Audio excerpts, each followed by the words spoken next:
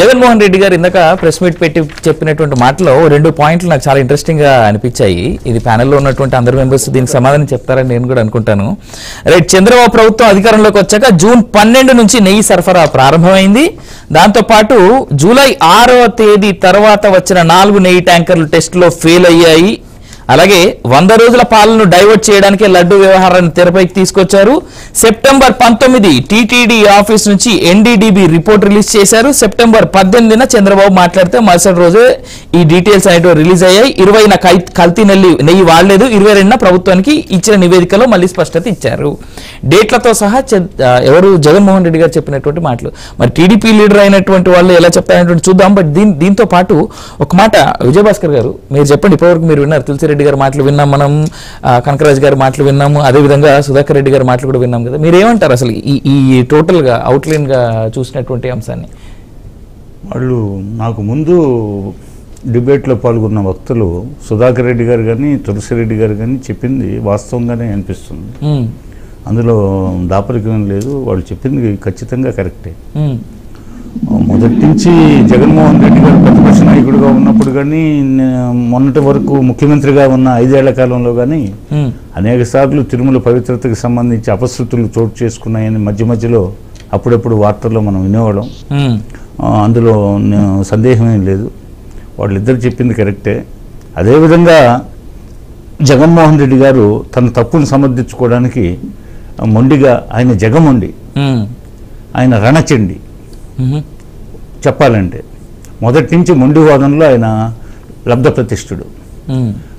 మొండి వైఖరితో ఆయన రాజకీయం ప్రారంభించాడు. అదేవిధంగా మొండి వైఖరితో తన వారందరినీ కూడా దూరం చేసుకుంటున్నాడు. జగన్మోహన్ రెడ్డి గారు తను క్రైస్తవుడు అనేది అది ఇంకా అందరికీ తెలుసు. కానీ తను సమర్థించుకోవడానికి అనేక ఎత్తుగడలతో చివరికి స్వరూపానంద సరస్వతి శారదాపీఠం విశాఖపట్నం ఆయన ద్వారా హిందూ మతం తీసుకున్నట్టుగా ఒక ప్రకటన జారీ చేశారు. అప్పట్లో వార్తలు వచ్చాయి. అదేవిధంగా ఆయన మొదట్లో చెప్పులు వేసుకునో షూ వేసుకొని పోయాడని వార్తలు వచ్చాయి. ఆ తర్వాత ఆయన ప్యాంట్ వేసుకొని పోయాడు, పంచి కట్టుకోలేదు అనేది మనం విన్నాం. అదేవిధంగా ఆయన మరి హిందూ దేశంలో, భారతదేశంలో, ముఖ్యంగా ఆంధ్రప్రదేశ్లో కలియుగ దైవం వెంకటేశ్వరుడు ఉన్నప్పుడు నువ్వు ఎప్పుడు కూడా వెంకటేశ్వర స్వామిని గూర్చి కానీ వెంకటేశ్వర స్వామి యొక్క మహిమలను కానీ వారి భక్తులను కానీ ఆ విశ్వాసాలను కానీ గౌరవించకపోతే నువ్వు ప్రజల్లోకి వెళ్ళినా నిన్ను నమ్మట్లేదు అని చెప్పి ప్రతిపక్షంలో ఉన్నప్పుడు ఆయన కొంతమంది పీఠాధిపతులు కొంతమంది సలహా ఇచ్చారు.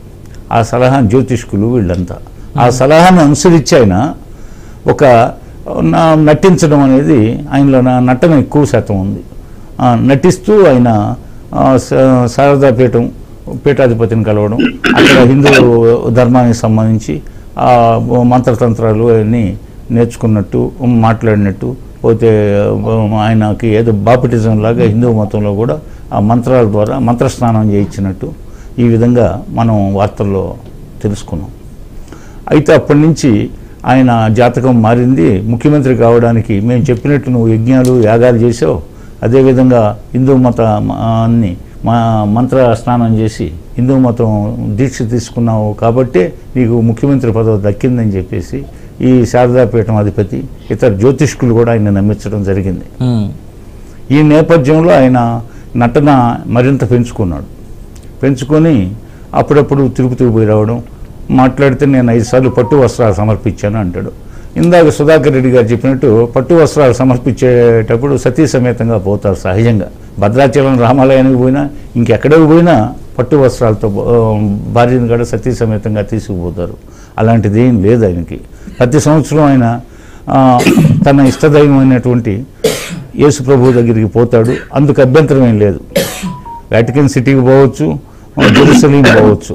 కానీ ఆయన దాచిపెడతాడు. ఇందాక వక్తలు చెప్పినట్లు ఆయన ఎందుకు దాచిపెడతాడు? నా మతం క్రైస్తవ మతం అని చెప్పుకోవచ్చు కదా. అనేక మంది రెడ్లు క్రైస్తవ మతం తీసుకున్నారు, కమ్మవారు తీసుకున్నారు, పోతే ఈ ఇతర అనేక బీసీలు, ఎస్సీలు, ఎస్టీలు అనేక మంది క్రైస్తవ మతాన్ని ఆచరిస్తున్నారు.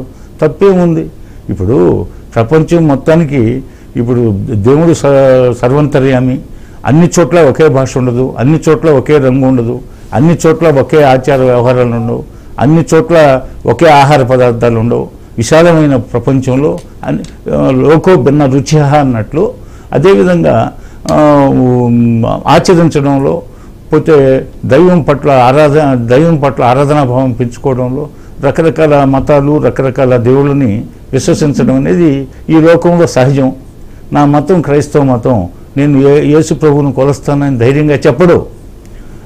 అదేవిధంగా మరలా నేను హిందూ మతం తీసుకున్నానని చెప్పేసి ఆ రోజు మంత్రస్నానం చేసి స్వరూపానంద సరస్వతి ఆధ్వర్యంలో మరి హిందూ మతంలో ప్రవేశించినట్టు తన క్రైస్తవాన్ని వదిలినట్టు చెప్పడం, మరి ఇవన్నీ ఏంటి?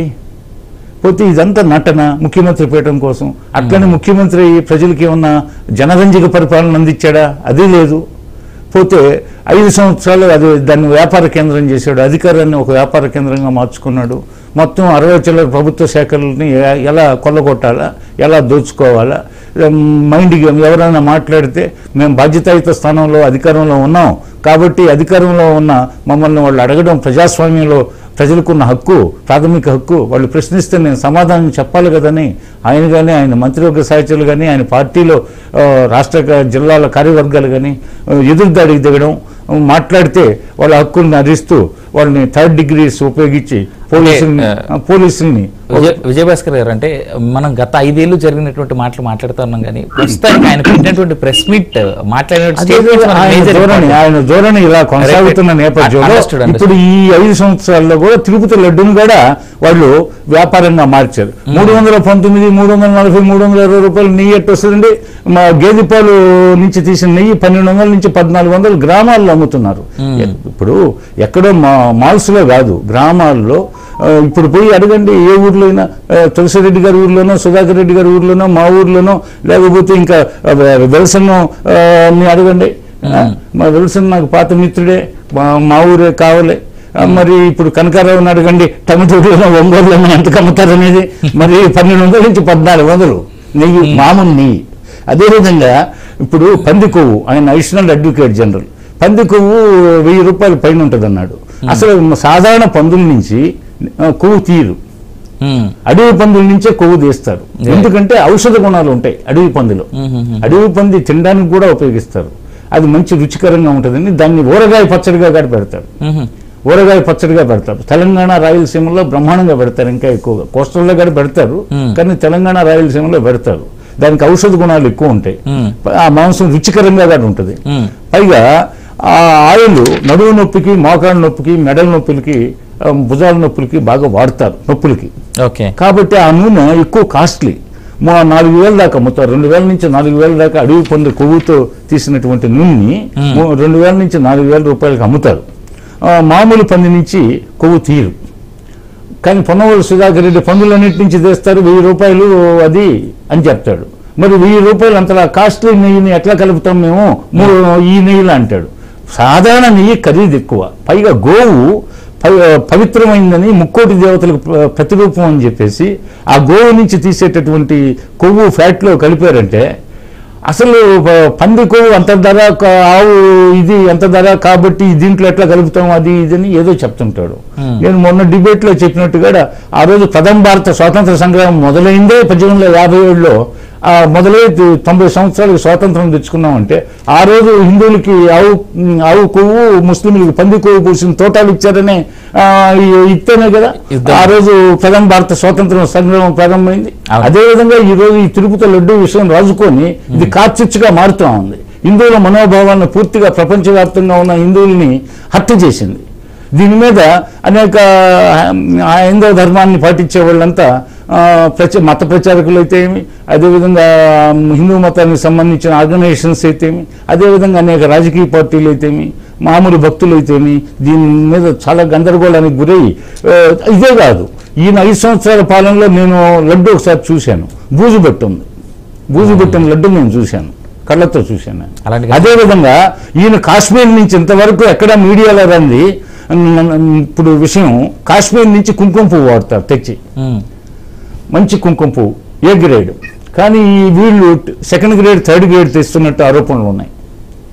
అదేవిధంగా హిమాలయన్ డియర్ అంటే కస్తూరి మృగం, మనం తెలుగులో వ్యవహారికంగా కస్తూరి మృగం అంటాం, దాన్ని ఇంగ్లీష్లో హిమాలయన్ డీర్ అంటారు. మరి హిమాలయన్ డీర్ నుంచి తీసేటటువంటి పదార్థాన్ని మరి సుగంధ ద్రవ్యాల్లో కానీ ద్రౌపదీప నైవేద్యాల్లో వాడతారని మరి సాంప్రదాయం. మరి అది సేకరణ అసలు ఆపేశారని, సేకరిస్తే తక్కువ క్వాంటిటీలో సేకరించారని, తెచ్చింది కూడా చాలా నాసిరకంగా ఉందని ఆరోపణలు ఉన్నాయి. అదేవిధంగా మూడోది మస్క్ ఇది ఉంది, ఇది పిల్లి, పునుగు పిల్లి. ఈ పునుగు పిల్లి సహజంగా తిరుపతిలో వెటనరీ కాలేజీలో పెంచుతారు. అది నేను స్వయంగా కళ్ళతో చూశాను. బోన్లో పెట్టి పెంచుతారు. అవి హైట్ కూడా మన పెద్ద కుక్కల సైజు ఉంటాయి, చాలా ఫెరోషియస్. వాటికి ఒక మనం దంచుతారు కదా, అది మన రోలు ఇది పచ్చడి దంచే ఇది కొయ్య ముక్క మధ్యలో పెడతారు. అది పాసు పోసేటప్పుడు కుక్కలాగా కాలెత్తి పోస్తుంది. అప్పుడు అది కారుతుంది, అది స్రవిస్తుంది. ఆ స్రవించింది వారానికి ఒకసారి బ్లేడ్ పెట్టి చిన్నగా వుడ్ నుంచి ఆ పెట్టిన కొయ్య ముక్క నుంచి చిన్నగా పేపర్ పెట్టి గ్లాస్ పెట్టి సేకరిస్తారు. అలా వారానికి కలెక్ట్ అయింది తీసుకుపోయి ఇది చేస్తారు. వాటి ఇప్పుడు బాగా భక్తుల సంఖ్య పెరిగింది, తిరుపతికి రాకపోకలు. మరి భక్తుల సంఖ్య పెరిగింది కాబట్టి అందుకు అనుగుణంగా ధూపదీప నైవేద్యాలు పెరిగాయి కాబట్టి, అనేక ప్రత్యేక పూజా కార్యక్రమాలు పెరిగాయి కాబట్టి అందుకు అనుగుణంగా పునుగు పిల్లుల సంఖ్య కూడా పెంచలేదని ఆరోపణ ఉంది.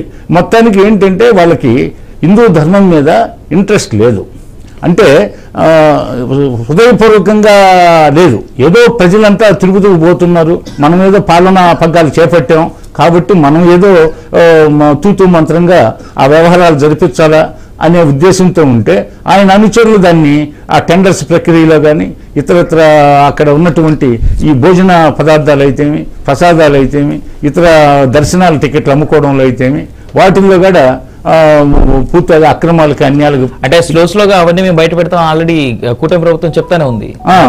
మరి భోజనాల మీద ఆరోపణలు తీవ్రంగా వస్తున్నాయి. అదేవిధంగా అక్కడ ప్రసాదాల మీద లడ్డు ఒక్కటే కాదు, మిగతా ప్రసాదాల విషయంలో అంతకుముందు బ్రహ్మాండమైన పొంగలు పెట్టేవాళ్ళు అక్కడ మిరియాలతో, అదేవిధంగా దద్దోజనం పెట్టేవాళ్ళు. అవన్నీ లేవు కదా ఇప్పుడు. రోడ్ల మీద ఎక్కడ పడితే అక్కడ స్టాల్స్ ఉన్నాయి, అవన్నీ లేవు ఇప్పుడు. ఆ పవిత్రత లేదు, ఆ శాంక్టిటీ లేదు, ఆ ప్యూరిటీ లేదు. మరి అదేవిధంగా ఆ సత్రాల విషయంలో ఆ సత్రాలంతా నాసిరకంగా తయారైపోయినాయి, వాటి మెయింటెనెన్స్ లేదు. ఆడ గంజాయి వాళ్ళు ఎర్రచందనానికి ఎండేంజర్డ్ స్పీషీస్ ఆఫ్ ఇండియా లిస్టులో రక్తచందనం ఉంది. ఆ రక్తచందనం ఉండేది చాలా భారతదేశం మొత్తంలో తక్కువ పార్ట్స్లో ఉంది. అదే రాయలసీమలో కడప జిల్లాలో కొంత ప్రాంతంలో ఉంది, చిత్తూరు జిల్లాకు సంబంధించి తిరుమల చుట్టుపక్కల ఉంది, నెల్లూరు జిల్లాలో మరిపాడు మండలంలో మాత్రం, అనంతసాగరం మండలంలో